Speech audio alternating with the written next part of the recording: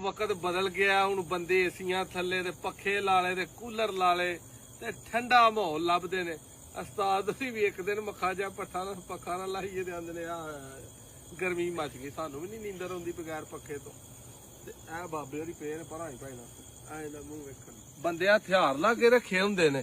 ते इत्थे मੱਝ एक वेखण आया, पास करनी ही, लेट हो गया, 10 वज गए ने, चोनी ही ਉਹ ਪਰਾਂ ਮੱਝ ਤੇ ਚੋਲੀਏ ਪਾਸ ਕਰ ਲਈਏ।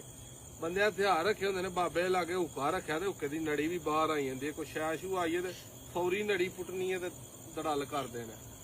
ਸਾਰਾ ਦਿਨ ਹੁੱਕਾ ਤਾਜ਼ਾ ਪਿਆ ਹੈ, ਦਿਨੇ ਵੀ ਤੇ ਰਾਤ ਵੀ ਇਹਦੀ ਧੂੜ ਪੁੱਟੀ ਜਾਣੀ। ਇਹ ਕਿੰਨੇ ਕੁ ਵਜੇ ਬੁੱਝਦਾ ਹੈ? 6 ਵਜੇ ਦਮੀ ਬਕਾਇਆ। ਅੱਛਾ ਤੇ ਹੁਣ ਜੇ ਤੇ ਹੁਣ ਬੜਾ ਸੱਜਾ ਕਰ ਤੇ ਇਹਦੇ ਚੋਂ ਕੱਢਣਾ ਕੀ ਜਿਸ ਗੱਲ ਦੇ ਵਿੱਚੋਂ ਪੀ ਪੀ ਕੇ? ਬਸ ਆਦਤ ਹੀ ਹੈ, ਹੋਰ ਕੀ ਹੈ। ਜਿਵੇਂ ਖੱਟੀ ਤੇ ਖੱਟੀ ਬਾਬਾ ਦਾ ਕਾਈ ਨਹੀਂ, ਆਦਤ ਇਹਦੇ ਵਿੱਚ ਜਿਹੜੀ ਉਹ ਜ਼ਰੂਰ ਹੈ ਵੇ। ਤੇ ਬਾਕੀ ਇਹ ਪਿੰਡਾਂ 'ਚ ਜਦੋਂ ਜਾਈਏ, ਜੂਦਿਆਂ 'ਚ, ਬਾਹਰ 'ਚ ਫਿਰਦਿਆਂ ਦਰਿਆ ਦੇ ਨਾਲ ਜਿਹੜੇ ਉੱਥੇ ਹਰ ਬਾਬੇ ਨੇ ਇਸੇ ਤਰ੍ਹਾਂ ਰੱਖਿਆ। ਕੱਚਾ ਮਾਹੌਲ ਹੈ, ਮੱਛਰ ਮੁੱਛਰ ਨਹੀਂ ਲੜਦਾ। ਇਹ ਮੱਛਰ ਵੀ ਜਿਹੜਾ ਨਾ ਉਹ ਵਜੂਦ ਇੰਜ ਦੇ ਬਾਬਿਆਂ ਦਾ ਐਂਟੀ ਹੋ ਗਿਆ ਹੁੰਦਾ ਮੱਛਰਾਂ ਦੇ। ਮੱਛਰ ਲੜ ਕੇ ਵੀ ਆਂਦੇ ਵੀ ਮੈਂ ਆ ਕਿੱਥੇ ਗਿਆ, ਇੱਥੋਂ ਨਿਕਲੋ। ਇਹ ਬੰਦੇ ਹੀ ਜਿਹੜਾ ਢੀਠ ਨੇ ਜਾਣ, ਉਹਨਾਂ ਨੂੰ ਲੜਨ ਦਾ ਵੀ ਜਿਹੜਾ ਨਾ ਉਹ ਫਾਇਦਾ ਕੋਈ ਨਹੀਂ। ਮੱਛਰ ਸਾਡੇ ਵਰਗਿਆਂ ਨੂੰ ਲੜਿਆ ਗਿਆ, ਇੱਥੇ ਤੇ 4 ਦਿਨ ਆ ਕੇ ਚਲੋ ਔਖਾ ਸੌਖਾ ਹੁੰਦਾ, ਲੇਕਿਨ ਉੱਥੇ ਜਾ ਕੇ ਸਕੂਨ।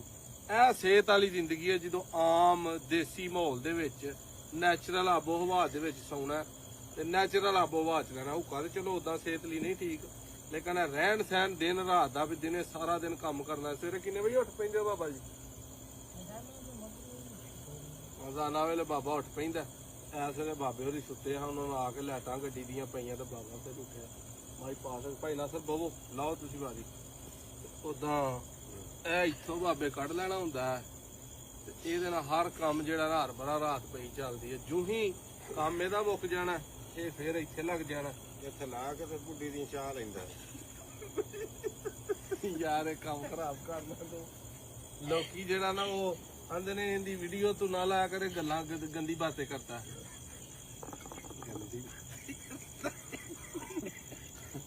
ਇਹਨੂੰ ਆਦਤ, ਇਹਨੂੰ ਨਾ ਉਹ ਕੱਕਾ ਕੀੜਾ ਜਿਹੜਾ ਇਹਨੂੰ ਤੰਗ ਕਰਦਾ। ਉਹ ਗੰਦੀ ਬਾतें ਕਿਉਂ ਕਰਨਾ ਵਾਲਾ? ਹਾਂ ਇਹ ਸਾਰੇ ਕੰਮ ਕਰਦੇ ਨੇ, ਅਸੀਂ ਕੋਈ ਨਵਾਂ ਕਰਨੇ ਆ।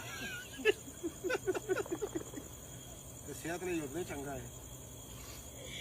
ਗੁੱਸਾ ਨਾ ਕਰਿਆ ਕਰੋ ਭਾਈ ਨਾਸਰ ਦੀਆਂ ਗੱਲਾਂ ਦਾ। ਅਸਾਂ ਦੇ ਭਾਈ ਨੂੰ ਲਿਆਉਣਾ ਹੁੰਦਾ, ਸਾਡੇ ਤੇ ਵੀ ਬੰਦਾ ਕੰਮ ਦਾ, ਸਾਨੂੰ ਤੇ ਲਿਖ ਕੇ ਚੱਲਣਾ ਪੈਂਦਾ।